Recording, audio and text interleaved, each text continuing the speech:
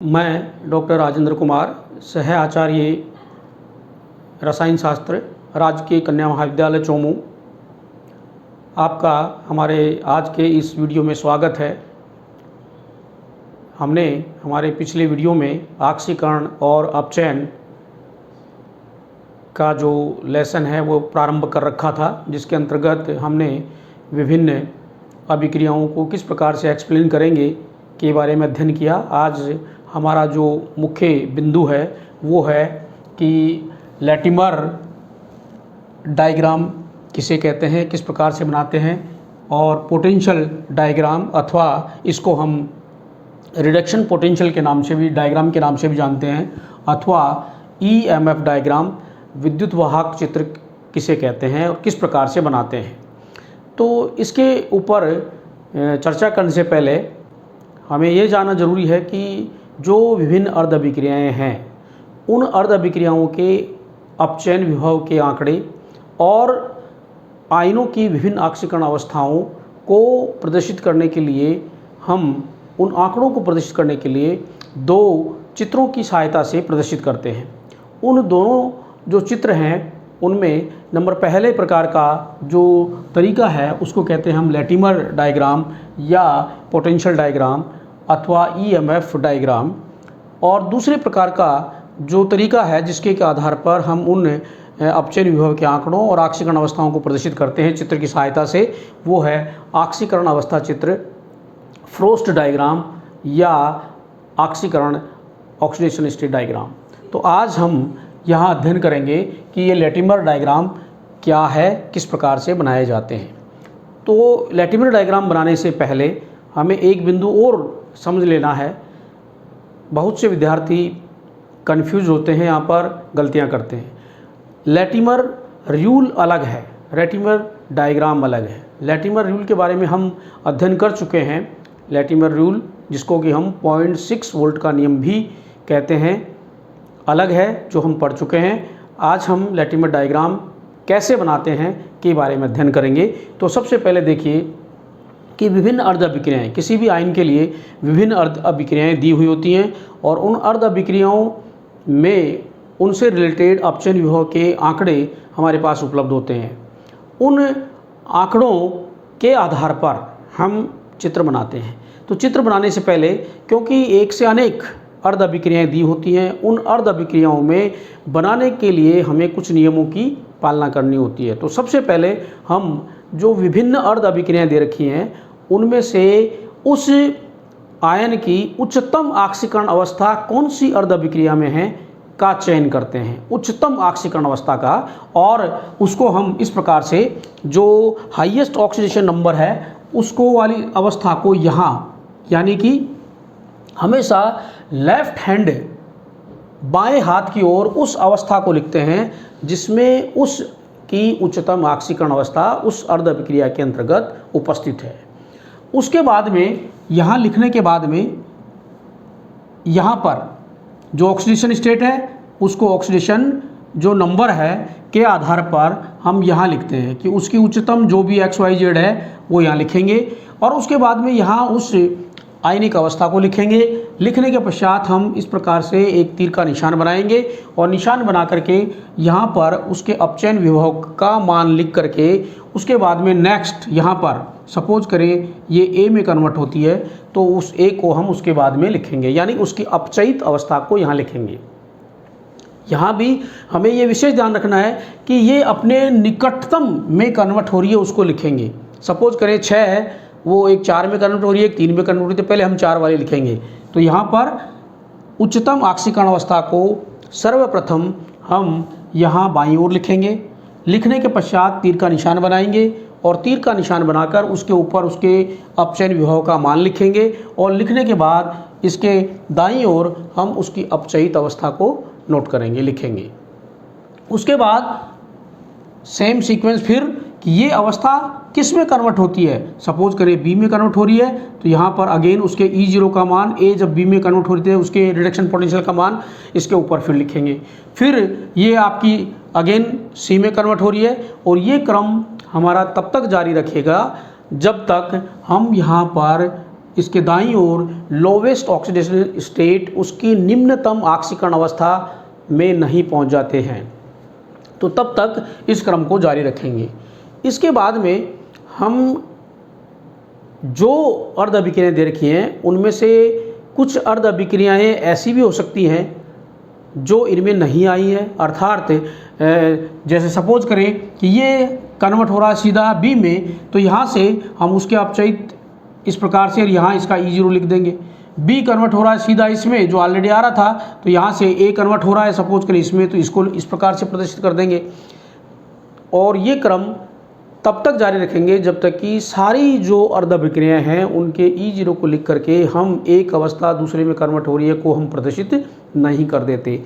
और इसके लिए हम सबसे पहले एक एग्जाम्पल लेते हैं, देखिए कि किस प्रकार से कहाँ कहाँ पर हमें सावधानी रखनी है। सबसे पहला एग्जाम्पल ये इस प्रकार से, नंबर 1 हमारे पास में जो एग्जाम्पल दिया हुआ है उसमें लिखा हुआ है कि टाइटेनियम के लिए विभिन्न अर्ध अभिक्रियाओं और उनके अपचयन विभव के आंकड़ों के आधार पर EMF चित्र बनाइए।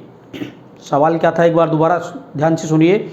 टाइटेनियम के लिए उसकी विभिन्न अर्ध अभिक्रियाओं एवं उसके अपचयन विभव के आंकड़ों के आधार पर EMF चित्र बनाइए अथवा लैटिमर चित्र बनाइए, आरेख बनाइए।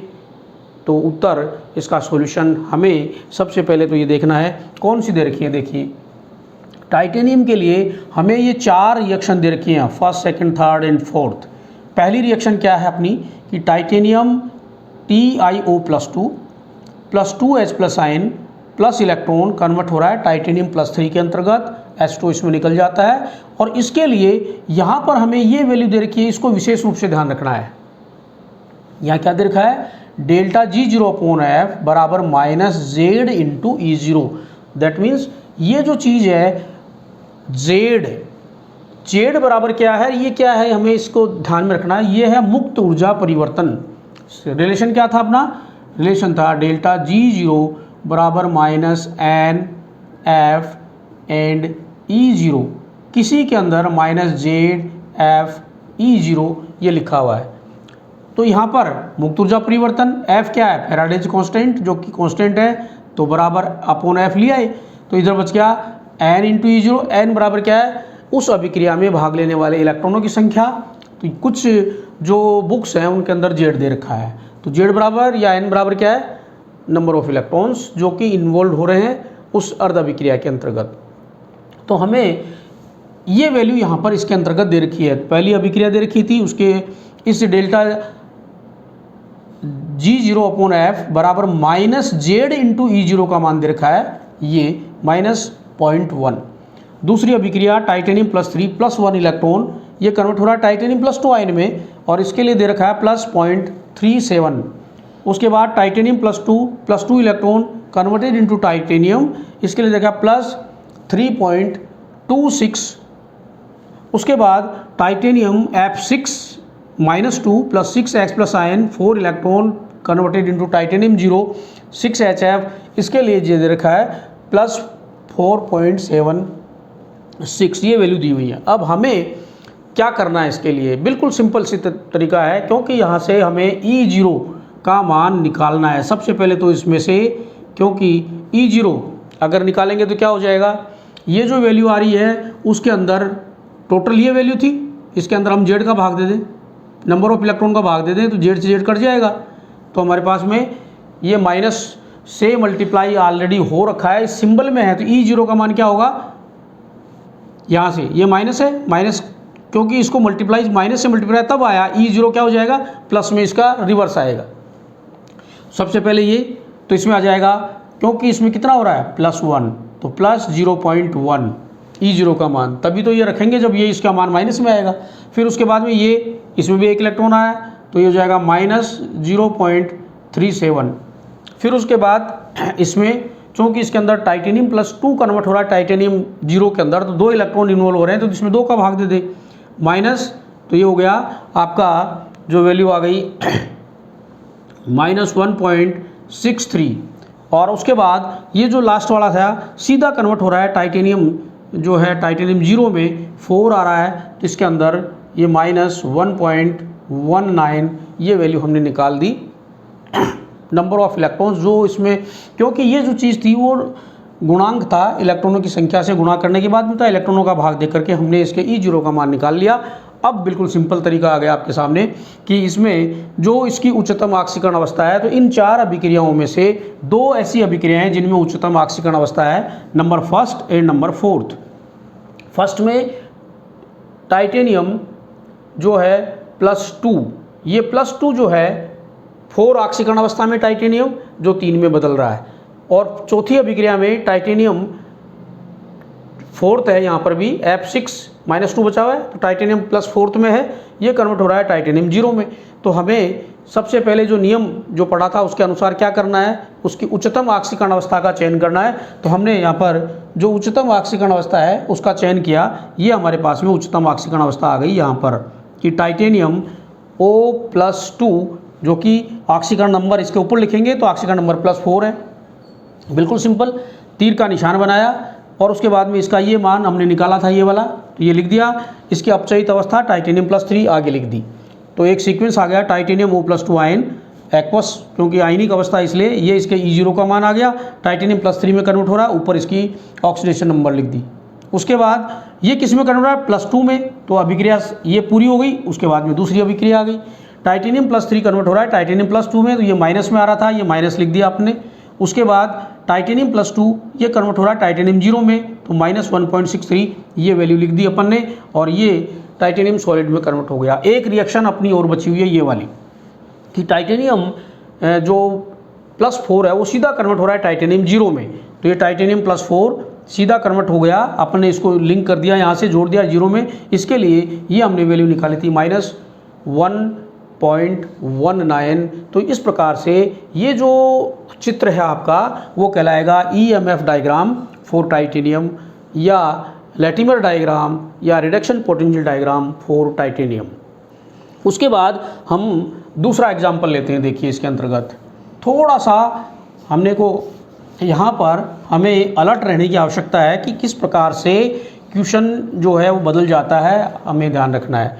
दूसरा जो एग्जाम्पल था वो देखिए आप यहाँ पर कि क्रोमियम की विभिन्न अर्ध अभिक्रियाओं और उनके E0 के मान के आधार पर, यानी कि उनकी रिडक्शन पोटेंशियल डाटा के आधार पर, इसके लिए आपको EMF या विद्युत वाहक बल चित्र बनाना है, लैटिमर डायग्राम बनाना है, रिडक्शन पोटेंशियल डायग्राम बनाना है। तो कैसे बनाएंगे, अभिक्रियाएं देखिए आप, यहाँ क्या दे रखा है, chromium +2 ion converted into chromium +2, और उसके लिए E0 का सीधा मान दे रखा है आपको, वो दे रखा है +0.913। क्रोमियम +2 कन्वर्टेड इनटू क्रोमियम +3, ये इसके लिए दे रखा है 3 कन्वर्ट हो रहा है। यहाँ पर देखिए इसमें कितने आ गए, 3 सीधा 6 में, 7 दूनी 14, यानी यहाँ पर 2 बचे हुए हैं 6, तो क्रोमियम +6 में ऑक्सीकरण अवस्था में, इसके लिए ये वैल्यू दे रखी है। यहाँ आपको भ्रमित करने के लिए क्या किया गया है कि अभिक्रियाएं जो दे रखी हैं वो दे रखी हैं, इसमें क्या हो रहा है, ये सारी की सारी अभिक्रियाएं ऑक्सीडेशन की हैं, ऑक्सीकरण की अभिक्रियाएं हैं। हमें क्या करना है, रिडक्शन पोटेंशियल डायग्राम बनाना है। तो रिडक्शन पोटेंशियल डायग्राम बनाने के लिए ये सबसे उच्चतम, यानी रिएक्शन ठीक इसके अपोजिट होंगी, विपरीत दिशा में होंगी। 6 यानी उच्चतम, इस अभिक्रिया में उच्चतम है, इसके बाद उच्चतम है, तो ये अभिक्रियाएं क्या होंगी, इस प्रकार से। तो पहला बिंदु क्या होगा हमारा, ये उच्चतम ऑक्सीकरण अवस्था किस में होगी, उच्चतम ऑक्सीकरण अवस्था ये, और ये दूसरी, यानी कि अभिक्रिया नंबर 3 और अभिक्रिया नंबर 4 जो अर्ध अभिक्रिया हैं उनके अंदर क्रोमियम की उच्चतम ऑक्सीकरण अवस्था उपलब्ध है। तो यहाँ से ये कन्वर्ट हो रहा है सीधा 0 में, और ये कन्वर्ट हो रहा है 3 में, 6 कन्वर्ट हो रहा है 3 में। तो सबसे पहले क्या किया हमने कि क्रोमियम Cr2O7 माइनस इसकी ऑक्सीकरण अवस्था 6 है, +6, तो इसको अपन ने इसके लेफ्ट हैंड की तरफ लिखा, तीर का निशान बनाया, और ये इसकी जो वैल्यू है यहाँ पर देखिए सीधा दे रखा है, 3 इलेक्ट्रॉन इसमें भाग ले रहे हैं, आपको कोई इसमें कुछ करना नहीं है, सीधा E0 का मान दे रखा है। लेकिन हमें पता है कि ऑक्सीकरण व अपचयन के विभव का मान बराबर होता है, केवल उनका चिन्ह भिन्न होता है, साइन अलग होता है, डिफरेंट होता है। ये प्लस में है तो इसकी विपरीत जो अभिक्रिया होगी उसके लिए साइन बदल जाएगा, माइनस में हो जाएगा। तो यहाँ से यहाँ पर क्या था अपना ये वाला, ये चीज़ -1.33 दे रखा है, तो इसकी रिवर्स रिएक्शन होगी। जब ये इधर से इधर जा रहा है तो ये मान आ रहा है ऑक्सीकरण में, लेकिन अपचयन की अभिक्रिया होगी तो इधर जाएगा, तो इसे माना जाएगा प्लस में, +1.33। तो हमने लिख दिया +1.33 E0 के स्थान पर कन्वर्ट हुआ क्रोमियम +3 के अंदर, तो क्रोमियम +3 यहाँ लिख दिया। उसके बाद नेक्स्ट जो था क्रोमियम +3 कन्वर्ट होगा क्रोमियम +2 में, ये 3 कन्वर्ट हुआ तो इसमें भी अगेन माइनस हो गया, तो ये वैल्यू बदल गई आपकी -0.406। 2 बदल रहा है 0 में, तो ये वैल्यू भी बदल गई आपकी, ये हो गई माइनस आपकी सारे, ये एक जो था वो माइनस में था तो प्लस में हो गया, बाकी दोनों माइनस में हो गए। उसके बाद अगला बिंदु था अपना ये वाला 6 कन्वर्ट हो रहा है 0 में, तो ये 6 कन्वर्ट हो रहा है 0 में, इसके लिए मान दे रखा था माइनस, तो ये बदल गया +0.293। तो इस प्रकार से हम जो रिडक्शन पोटेंशियल डाटा है उनके आधार पर विभिन्न अर्ध अभिक्रियाओं और उनकी ऑक्सीकरण अवस्थाओं के आंकड़ों को दर्शाने के लिए EMF चित्र को यूज़ करके चित्र बना सकते हैं, जिसको हम लैटिमर डायग्राम, EMF डायग्राम या रिडक्शन पोटेंशियल डायग्राम के नाम से जानते हैं। इसके जो अन्य उदाहरण हैं वो हम हमारे अगले वीडियो के अंतर्गत लेंगे। आप इसे पढ़ें, समझें और बनाने का प्रयास करें। किसी प्रकार की त्रुटि, किसी प्रकार का डाउट, संदेह हो तो आप अपने व्हाट्सएप ग्रुप पे जा करके अपना सवाल पूछ सकते हैं, जिसका समाधान किया जा सकता है। धन्यवाद।